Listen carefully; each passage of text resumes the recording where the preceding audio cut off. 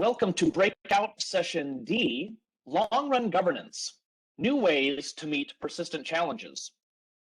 We're grateful to have our presenters here today presenting the session to you, which was originally presented on Friday, February 25th, 2022, and is now being recorded a couple days later for the archive. Today's presenters are Gareth Aitken, VP of Commercial Strategy at Preservica, and Gareth Bennett, Product Marketing at Preservica. Thanks again, gentlemen, for making the time to record this session for our attendees. And Gareth, you may now take it away. Thank you, Johnny. So let me just share my screen. Okay, can you all see that okay? Yeah, looks great. Good, great. Okay, Gareth, over to you. Thank you very much. Welcome and thank you for joining us today. Thank you also to Johnny and also our partners, our other partners over at Nagara. We're excited to be here today and have a presentation we hope you'll enjoy and also find very informative. Go to the next slide, please, Karen. Thank you. So you have two Gareths speaking with you today. We're both based in the UK, but we, Preservica, also have offices in Boston, USA. And I would like to say also how rare this is. One that we have Gareth, which is a Welsh name, not particularly common, but also especially rare that we also have two working in the same business. I don't know what that means for you, but it does make life a little bit confusing for us. We're starting with a very quick overview of Preservica, and then we'll rapidly move on to look at what is changing for record managers. And finally, we would like to show you some very exciting developments and explore those with you, which we hope are going to help simplify, streamline, and automate the governance of long-term and permanent public records. Ultimately, it's to help you and your employees keep the electronic records they need, move them over to archives when they need to, and ensure ultimately they're aligned to policies, your policies and legal mandates. As we go in the live versions, we also had a few quick polls, so we'll be looking at the results of those as we go through today. And if we can move on for me, Gareth, thank you. Excellent. So I promise a quick snapshot of Preservica for those perhaps who are not familiar, or just a quick reminder. Ultimately, we're enabling records managers in the public sector to store and preserve long-term and permanent born digital and digitized public records in a trusted cloud repository that ultimately ensures that they can always be found, read, trusted, and most importantly, used. So not only digital copies backed up in secure and separate storage that is easily searchable, but files are actively migrated to new formats so that they can always be accessed, trusted, and used independently of generating application. And that really is Preservica in a nutshell. It's that safe, secure, separate storage, but the fact that files, records are kept readable over many decades so that they can always be used. And that includes many different records types, from the simple Word documents and PDFs through to things that are much more complex and require a specialist approach as well. So, as for our credentials, well, we are trusted by over 40 US government organizations, but hundreds of government agencies around the world. And in the US, that also incorporates state, county, and city levels. We have a specific focus and vision for digital preservation in the US government sector, and that includes very much feeding into our product and development roadmap. So we have a very concerted effort there. And we work very closely with our community to ensure that we're providing records managers with the necessary tools to protect and preserve critical long-term and permanent records and help them meet their legal mandates. Part of that is actually engaging in our strategic partnerships, such as this one with Nagara, where we're focused on education, engagement, research, and on the subject of digital record, in the public sector. And this helps shape our thinking and solutions. And equally of equal importance is our community of users, which is collaborative, growing, and very active. And they help guide, again, they are helping guide us and our digital preservation best practices and of course benefiting from working and learning from each other. You can go to the next slide, please, Gareth. Thank you. Last one from me before I hand over to my colleague. Very simple customer story use case here that I'd just like to highlight. So our good friends over in Los Angeles County, which you're probably all aware, are the largest county in the US, and we're supporting and enabling preservation and the secure, safe, separate storage of born permanent electronic records, including real property and vital records. Ultimately, our engagement with them was to be a modern 21st century solution to microfilm, and doing that at scale as well, with circa 90 million plus records. And as part of that solution was to ensure that we had they were able to comply with state mandates for storing public records and ensuring that they could be accessible in the case of a disaster, being that something of nature, or, for example, in the case of a ransomware attack. And the thing with Preservica, as I briefly mentioned earlier, is that we can ensure that records can be read independently of the original generating application. So just a quick snapshot of one of our customers in the public sector in the US, and I'd like to hand the mic over now to Gareth. Thank you. Brilliant. Thanks, Gareth. Thanks, everyone.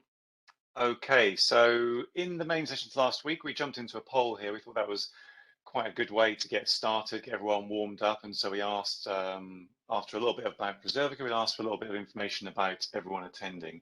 Obviously, we won't be able to participate in that today, but what I can do is share the results. So at this point, as we are looking at long-term and permanent records, we thought we'd ask how everyone was or is currently storing those long-term permanent records. This was the poll we had in place, and we can have a very quick look at those results, which I think in themselves are quite interesting.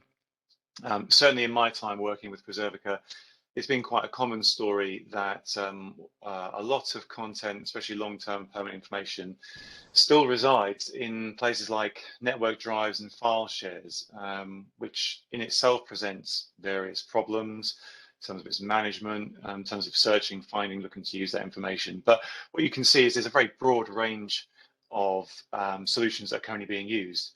From Microsoft in place at the moment in SharePoint, some on-premise. Interestingly, quite a number of people are using a digital preservation solution, which is really good to see.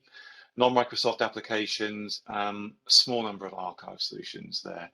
But yeah, network drives and file shares still a very common solution, but a broad number of results. So I think that was a very good and interesting place to start with, as it suggests there are still a number of challenges that people are facing when it comes to managing information for the long term.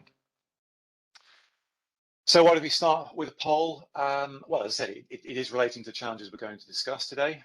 As records officers, what's changing for you? And if we look at three of these significant macro trends here, in particular, the one that's probably been affecting us all, we all know about, especially with the changes over the last couple of years. And with those changes of the impacts of COVID and the working environment, working from home, has resulted in significant accelerated digital transformation. I think I read a report last year that it said it was something like between 4 to 7 times the pace or the number of years that many organizations have brought forward their transformations. That's significant. With it, some very interesting information coming out of Microsoft themselves. So they reported in April 2020 that Teams had 75 million monthly active users. By April 21, that was up to 145 million active users, so nearly double. And then by January this year, that was up to 270 million active users. So that trend continues to grow. I mean, that's pretty significant. And alongside is 1.4 billion monthly active users in Windows 10 and 11. So there's a lot of people out there using Microsoft products, and increasingly so, in particular with the 365 applications. So with that has been a move away from legacy platforms to often cloud-based solutions. And we've just seen in the previous slide, there is quite a broad range of platforms that people currently have in place and may be moving away from. With that, and especially we can see with more users working in some of those applications, an increase in the volume of records that are being created, proliferation of unstructured records. There was an IDC report last year which forecast the global data creation and replication to have a compound annual growth rate of 23% between 2020 and 2025. Now, a lot of that data does come from things like edge devices, Internet of Things, and so on. But in there is still a lot of human created, human readable information as well. And if you think about the levels you've already achieved, that's continuing to grow year on year. That's significant in itself. With it, increasing complexity comes with some of the maybe non-traditional record formats. So we talked about Teams a moment ago, how that's grown significantly. And if you think about your experiences, perhaps you have Teams chats, recordings of meetings, as well as maybe some of the traditional documents that the organizations are creating. And with it, there may be decisions being made, things which maybe need to be recorded and potentially have long-term retentions on those. So lots of users creating lots of content and potentially lots of records which need to be kept and preserved. In the middle, we can see increasingly that the archives functions and records functions are coming much closer together. There was a COSA report last year which said that COSA report from 2021 said that 42 of the 56 states and territories have joint archives and records management programs. Alongside that, I'm hearing from various discussions that's being replicated elsewhere in CEGOs, government information governance offices. Again, more and more togetherness, which is great, but that presents more challenges, sometimes conflicting priorities, in particular challenges around ownership, transfers, and access. And then the last one may not seem initially to be a change, but it's the traditional preservation risk, file format obsolescence. You might say it's a usual story, but with the other challenge we've just been discussing, the growing volumes, what was previously a fairly complex task already is becoming harder to manage. Or is it? Are there things that we can do to help?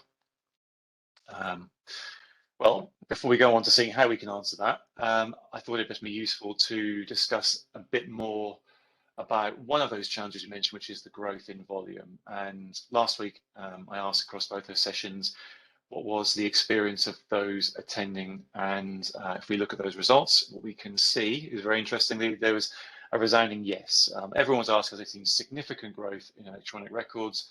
As you can see, more than 3/4, nearly 80% of everyone responded yes.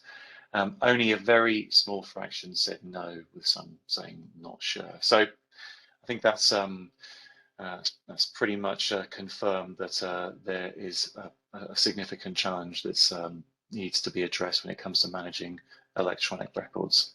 And in there, of course, there will be more long-term and permanent information as well. So I mentioned earlier, more and more use of Microsoft, potentially ubiquitous nature of Microsoft, and increasing use of 365 in the cloud. Again, another report I think I read by Gartner just over a year ago said that 9 out of 10 organizations had transferred in some way to using 365. I think at the time they said about 60% of the remainder expected to do so within the next 12 months. So it's everywhere, and probably, if not now, then very soon, records will be managed in Microsoft in some form or another. But it says there 365 and maybe other static archives are very good at governing in the short to medium term, but there's a gap. There's a gap in particular if you think about within 365 for content that's no longer active, but it may have long-term retentions, and it may still need to be managed. So maybe SharePoint isn't the right place to keep that information, particularly when it comes to ensuring compliance, the security of it, the protection of the information for the lifetime of that valuable content, which could be very long. If you leave it there, that presents challenges. Potentially you want to provide a clean, uncluttered working environment for your active information within that active set. And making it simple, fast, and low cost to store those growing volumes of records that we've been talking about, and importantly, to be able to find it easily and to find the right information easily when you need it. So how can you do this effectively amongst all of these traditional and new challenges we've begun to discuss? So we believe there is a way. If we look here, what we're calling Preserve 365, we're calling that an active archive, and importantly, it's embedded in Microsoft 365. So this is all about making things much more simple, easier, and seamless to you and the users.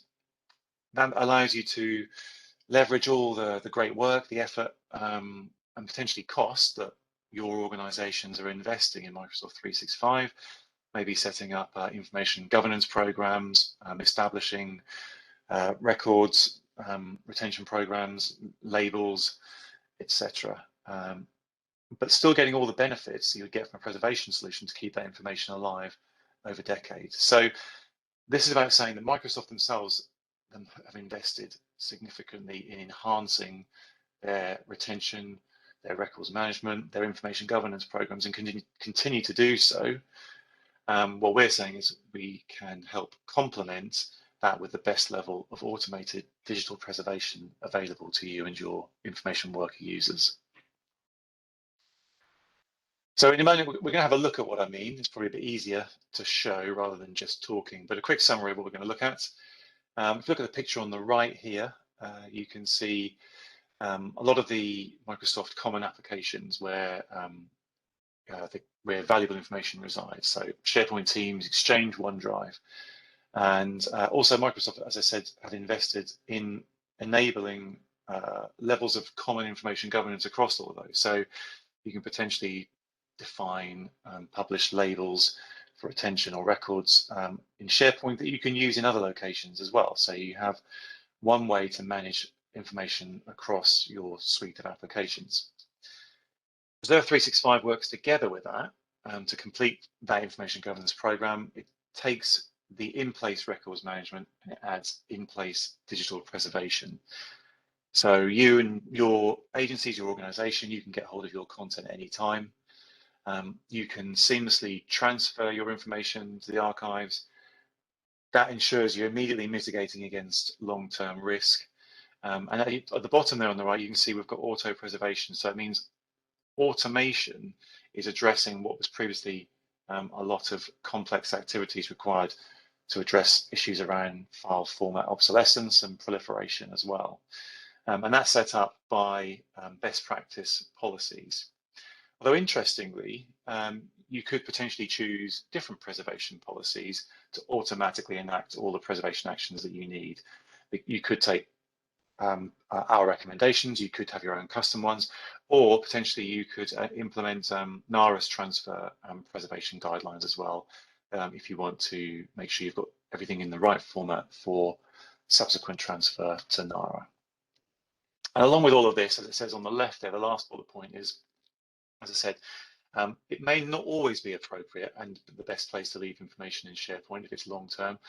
And if you are growing your SharePoint footprint, that potentially can become quite costly. So there may be some more cost-effective ways alongside the better information governance and preservation management that you can look for by looking for a solution which Preserve 365 can provide to you.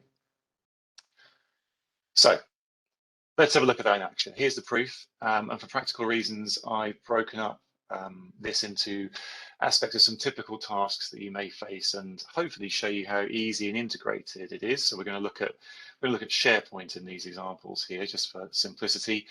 And also, these recordings were made using these recordings of a demonstration were made using what was a proof of concept that was made available to what we called our Beta 1 group late last year, and we'll hear some of their feedback shortly.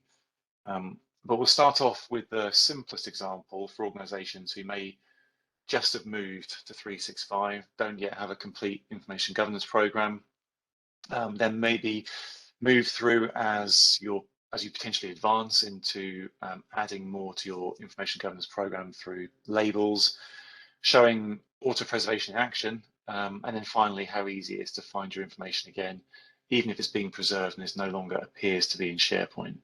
And it's done this way because we recognize, and I know for myself and the people I've spoken to, that although a lot of organizations are in the point of transfer or have transferred, there is still quite a broad range of levels of implementation of the information governance programs within Microsoft, from simply getting things started up to the point of some organizations who are very advanced using E5 records management and full auto label application with trainable classifiers. So there's a very broad range. We're trying to make sure that we can enable organizations to find their point to start with.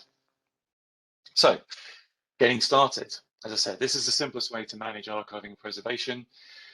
In this example, in looking at a typical example SharePoint site for Washington County, this is what we're using here, just to hopefully make things look a little bit familiar. Some typical documents.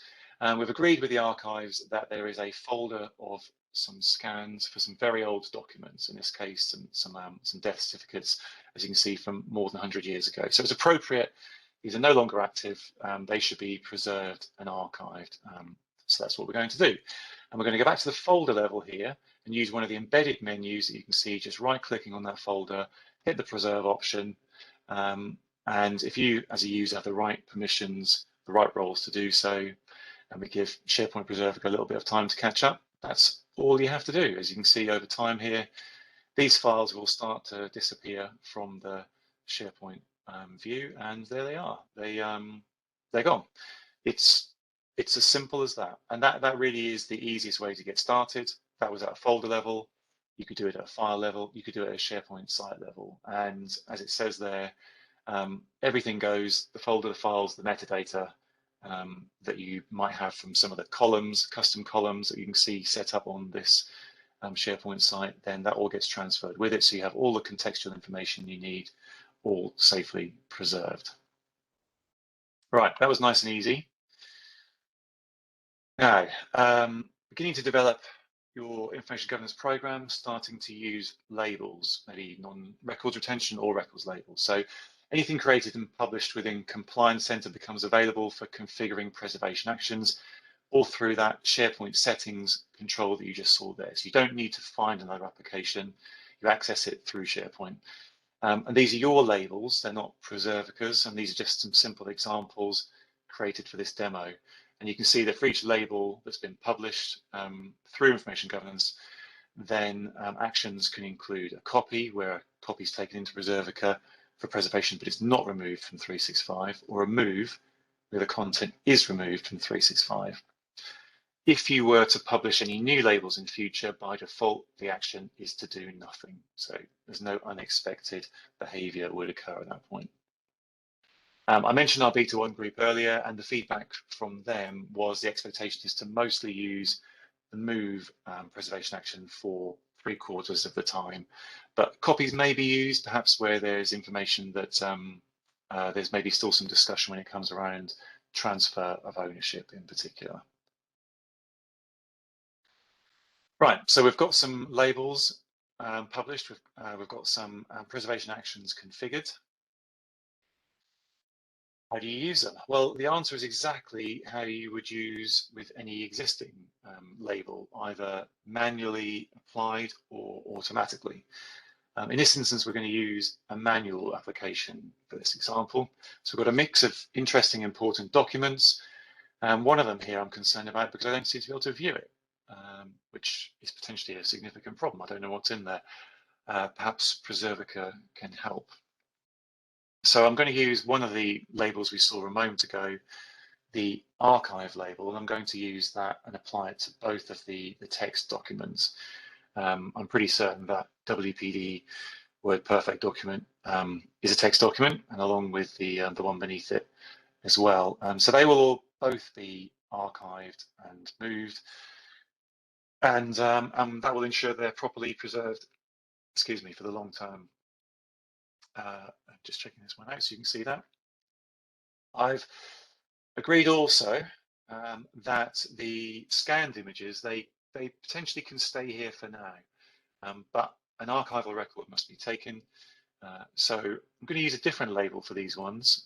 In this instance, we called it permanent, But if you happen to remember from the configuration settings that we accessed in the previous demo video, that had a copy action applied to it. Now, in all of these examples here, I'm using permanent labels, but if there was a retention period associated, that would be transferred to Preservica as well. Preservica would take care of that, along with any disposition that's required, and as I mentioned before, along with any of the other metadata as well. So again, we'll give SharePoint and Preservica a little bit of time to catch up. And if we go back into that folder where we had 4 files previously, we'll see that 2 of them have been moved and 2 of them have been copied. And you can tell that Preservica is now protecting 2 of these versions that are still visible within SharePoint, because you've got a little sync icon in place there to show that Preservica has now taken a copy of those. And as I said, you can do that manually at the file folder level, whatever you want to do, or potentially, if you have very large volumes and you have the right licenses to do so, then you can use Microsoft's auto labeling techniques with keywords, search terms, queries, or potentially trainable classifiers if you want to set that up. Maybe if you've got some of the more advanced licenses like an E5, G5 in place. Right, I should note that to start off, you don't need advanced licenses. You can begin with Business Premium E1, E3s to start doing manual moves in place there. Right, now, as information workers, retention officers, records managers, you wouldn't normally need to see this, but we're going to look under the hood at those documents we've just managed. So please note, this is within the detailed archivist view of Preservica.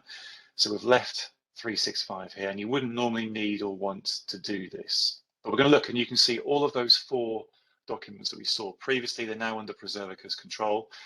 And importantly, the document we couldn't read, the WPD, can now be read. You just saw a preview of it. We're going to look at the actions that were executed by auto preservation. And you can see that WPD, another preservation and representation was created as a docx and a PDF for an access as well. And so all of that was executed automatically as Preservica first begins to look after your content. But it could also happen in future without you taking or needing to take any control there. And that would happen when we identify that maybe technology to change, format to change, there's better tools to be used, or maybe your own rules have changed for any reason. If those policies are updated, it's all taken care for you. And importantly to note, as you saw in that hierarchy of the preservation representations, the original is always retained because there may be better ways of managing that in future. But let's get back into 365 for our final demo. So what if one of your workers needs to find an important document? And again, they don't need to leave 365. In this example, some minutes from last year have been archived. They're over a year old. I need to find and refer to decisions recorded though. Now, as you see there, I did an initial local search and nothing came up. But if I expand that search using SharePoint's normal expansion techniques, there you go. You can see that all of the documents which Preservica is managing that meet that search term are returned back, all within the SharePoint search view. Also, you can see that according to the automated preservation rules in place, an access copy has been created for all of those, returning them as PDFs. So that completes the circle from archiving, preservation to finding and retrieval. It means you can have preservation in place alongside your in-place records management, and all of your preserved content is available when you need it. Right, okay, starting to come towards the end now. So to conclude, what have you seen? Auto preservation takes care of your long-term risk, but importantly, with the same tools and the same rules that you have established within Microsoft 365, you can ensure retention is consistently managed and information is found easily in one place when you need it.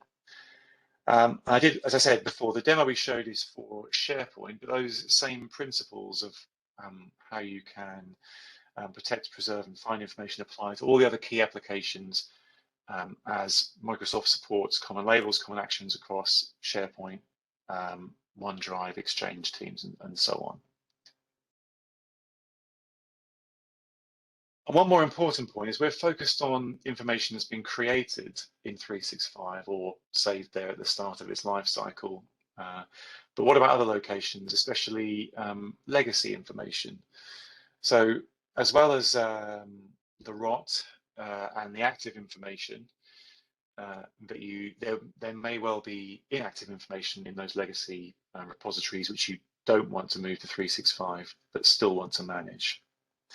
So the good news is that that information, if that's moved into Preservica directly, that can be actively managed with auto preservation or with our digital preservation care. But importantly, it can be surfaced by your information workers within their 365 tools, just as we've seen in some of those previous demos as well. Right, at this point, I had the final poll of the session, which was taking that angle a little bit further, just asking of the attendees, were they planning or are they planning to migrate any records to 365 from any of the platforms that we discussed right at the start of the session? And so if, oh, let me go back, I went there, missed that one. If we go and look at the results on there, some interesting results. So as I said, are you planning to migrate to any, from any of these platforms to 365? Some people, as we saw before, had SharePoint on-prem and they are looking to migrate into 365. A big chunk of people migrating from network drives and file shares. A lot of people still not sure yet. And that goes back to the point which I mentioned earlier, which is where there's still a lot of uncertainty about exactly what the art of the possible is and what the right thing to do is. So there's still various people at various places and a broad range of potential actions and activities still to be planned. Okay, so I've spoken a lot and I've said that this is what we're hoping to do to help organizations, but I'm going to take my word for it.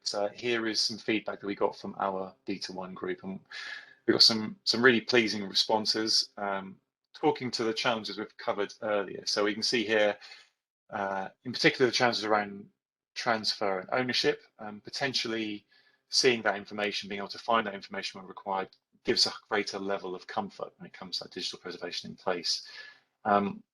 Definitely have priorities around improving manual transfers. Likewise, near the bottom there, improving efficiency of current processes, in particular if they involve going through to separate archives functions, separate archivists, requiring manual downloads, giving people, if they have the right permissions, the access to do things themselves. So streamlining processes and of course taking away complexity around learning new tools and so on. And also attacking that problem of volumes of content as well. So that was all positive.